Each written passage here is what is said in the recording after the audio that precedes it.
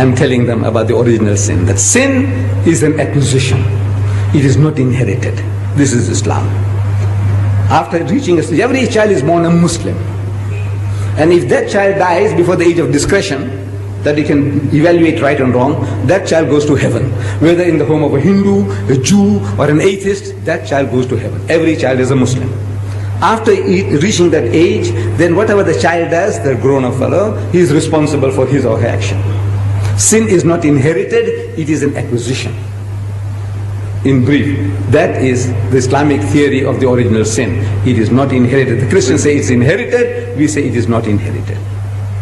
So at question time, these are all missionaries, Christian missionaries. They're trained. So one guy stands up and says, Mr. Didat, even if this child was born out of wedlock, means the man and the woman had committed zina, adultery, fornication. Out of marriage, they had sex and they produced this bastard child. Even if the child is a bastard child. I said, yes, even if the child is a bastard child. It is no fault of the child. If there is a law, you punish the man and the woman for committing adultery. But the child is innocent. You can't strangle the child because the child is born bastard, can you? No, it's no fault of the child. I said, the child is innocent. That's the answer. So the guy stands up again and says, Mr. Didat, how can anything good come out of evil? Adultery is evil. Out of that, how can a clean, pure child come out?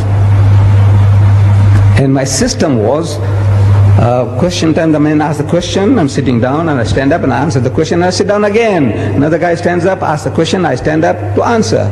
And it took me a little longer to stand up. How can anything good come out of evil? Adultery is evil. How can a pure child come out of that? Out of zina? It took me a few seconds longer, and to me it seems a long time. I didn't have the answer. I didn't have the answer. I had the answer. I can speak about physiologically, there's nothing wrong with the child. Psychologically, there's nothing wrong with the child. Ethically, there's nothing wrong with the child. I can speak for an hour on that. But at the end of the hour, the guy can still nod his head and says, Mr. Didat, how can anything good come out of evil? Same place. After 1 hour of exposition of psychology, theology, philosophy, the guy says, no, Mr. Didat, how can anything good come out of evil? So I could see an hour's talk, and still at the end of it, the guy is not satisfied. That's the difficulty. What am I going to say? So Allah, He gives it to you. If you are working for Him, He gives it to you. I didn't have the answer, but it came. I didn't hear anybody talking to me. No Jibril came to me.